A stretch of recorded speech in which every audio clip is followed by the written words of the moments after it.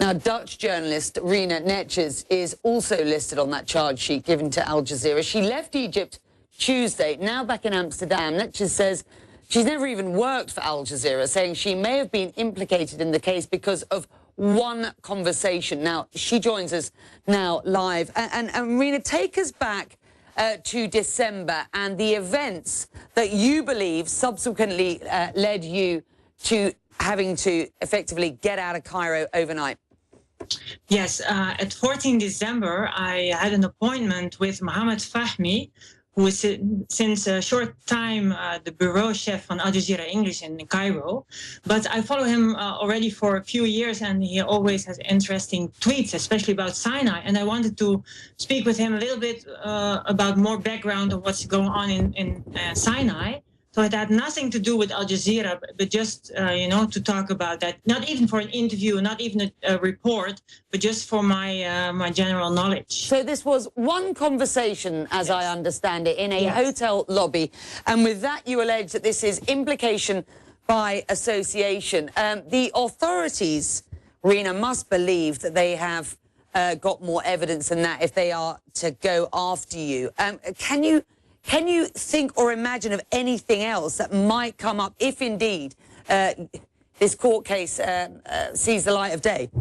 Yes, actually, we had an appointment in the lobby, but then Mohammed was very busy, still editing, and he asked if I wanted to come upstairs, where his colleagues also were.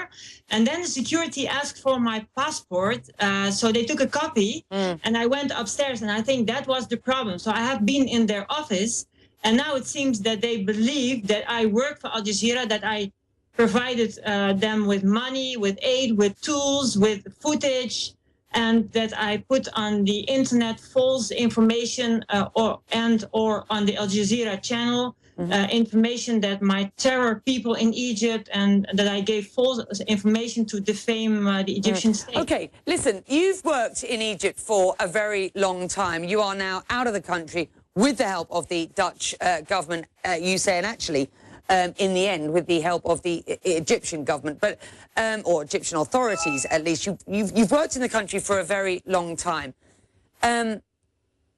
How much does what is going on now surprise you? I'm talking specifically to the way that journalists are being treated at the moment. Not all journalists, let's remember.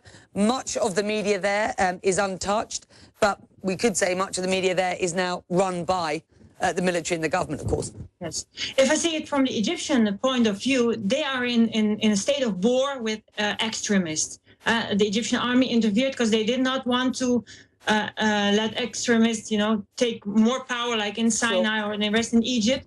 But this war means like they completely want to wipe out everybody who gives any chance for the opponent, like the Muslim Brother supporters, to speak out. So that's why Al Jazeera English is targeted also so in such a harsh way. And actually, everybody who criticizes the government on TV or risk this.